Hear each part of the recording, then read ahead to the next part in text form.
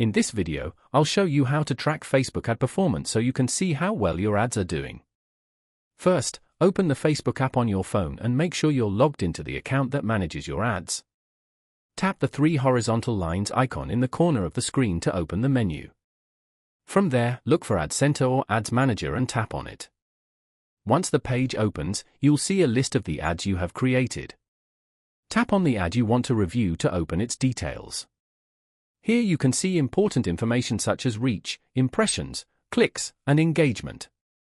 These numbers show how many people saw your ad and how they interacted with it. You can also view the amount spent and the results the ad has generated. If you have multiple ads running, you can compare their performance to see which one is working better. Checking these insights regularly helps you understand what type of content performs best and allows you to improve future ads. That's how you can easily track Facebook ad performance using the app. If this video helped you, don't forget to like the video and subscribe to the channel for more simple and helpful tutorials.